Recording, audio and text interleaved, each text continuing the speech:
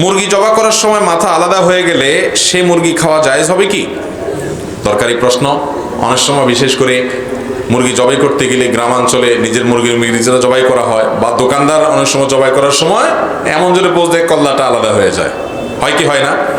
তো মুরগি জবাই করতে গিয়ে যদি এরকম কল্লা আলাদা হয়ে যায়, পৃথক হয়ে যায়, পড়ে যায় একেবারে, তাহলে সেক্ষেত্রে সেই মুরগি খাওয়া যাবে, হালাল হবে। কারণ মুরগি বা যে কোনো পশু জবেটা হালাল হওয়ার জন্য তার রগগুলো ঠিকঠাক মতো কাটা যাওয়া হলো শর্ত।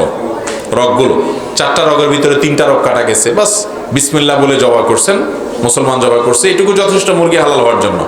সেটুক তো হয়েছে, বিসমিল্লাহ আল্লাহু আকবার বলে বলছে, আবার রগও কাটা গেছে, মুরগি খাওয়া হালাল। কিন্তু কল্লা যে পৃথক হয়ে গেছে, এটা ইচ্ছাকৃত এরকম করা অবশ্যই অনুচিত। কারণ শুধুমাত্র রগ কাটতে বলা হয়েছে, আপনার কল্লা আলাদা করতে বলা হয়নি। তাছাড়া কল্লা আলাদা যদি ভুলে হয়ে যায়, যে আমি করতে চাই নাই কিন্তু সন্দেহের কারণে যে রগ সব কাটা গেল কিনা, হঠাৎ দেখি কল্লা কাটা গেছে, তাহলে অসুবিধা নেই, মুরগি খাওয়া যাবে। কিন্তু ইচ্ছাকৃত এরকম করা অনুচিত।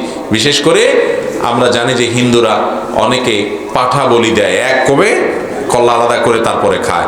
অতএব তাদের সাথে যেন সাদৃশ্য না হয়, মুসলমান সেজন্য আপনার বিশেষভাবে যত্নশীল হবে। যদি সেরকম কিছু করতে চায়, ওদের অনুসরণ করতে চায়, তাহলে এটা গুনাহ হবে। বাট এমনি বেশিরভাগ যেটা হয় সেটা হলো ভুলেই হয়, ভুলেই সাধারণত আলাদা হয়ে যায়। এর কারণে মুরগি খাওয়া হারাম হবে না, মুরগি খাওয়া যাবে। এরপরে প্রশ্ন হলো, টয়লেট করার পর অবশ্যই কি ঢিলা কুলুক ব্যবহার করতে হবে? টয়লেট করার পর পানি ব্যবহার করবেন, আর পানি ব্যবহার করার আগে ঢিলা কুলুক টিস্যু এরকম কোনো কিছু দিয়ে পরিষ্কার করে নেবেন। এই দুইটাই যদি ব্যবহার করেন সেটা সবচেয়ে উত্তম। কোরআন কারীমে আল্লাহ বলেছেন, ইন্নাল্লাহা ইউহিব্বুত তাওয়াবিন ওয়া ইউহিব্বুল মুতাতাহহিরিন।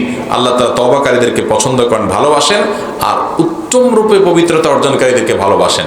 এই উত্তম রূপে পবিত্রতা অর্জনকারী কারা, এটা নিয়ে মুফাসসিরিনের কোরআন বহু মত আছে এবং প্রসিদ্ধ অনেকগুলো মত আছে। এর ভিতরে একটা মত হলো যে এই আয়াতে মূলত মসজিদে কুবা, যে মসজিদে নববীতে, মদিনাতে যে মসজিদে নববীর আগে যে মসজিদ নির্মাণ হয়েছে মসজিদে কুবা, এই কুবা এলাকার মানুষদের কথা বলা হয়েছে। নবী সাল্লাল্লাহু আলাইহি সাল্লামের যুগে যারা ছিল, তাদের মধ্যে একটা ভালো গুণ ছিল, কুবায় তারা বসবাস করত, যে তারা মরুভূমিতে সাধারণত পানি পাওয়া টাফ ছিল, সেখানে তারা ঢিলা কুলুক ব্যবহার করতো, এরপর আবার পানিও ব্যবহার করতো। এই জন্য তাদের প্রশংসা করে আল্লাহ তাআলা বলেছেন যে উত্তম রূপে পবিত্রতা অর্জনকারীদেরকে আল্লাহ তাআলা পছন্দ করেন এবং ভালোবাসেন।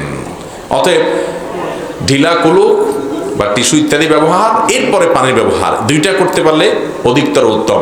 কমপক্ষে পানি ব্যবহার করবেন।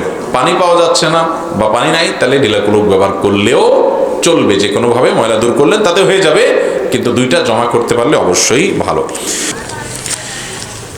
স্ত্রী স্বামীর অনুমতি ছাড়া যেখানে সেখানে যায়, স্বামী বাধা দিলে ঝগড়া করে, এ সম্পর্কে কিছু বলবেন?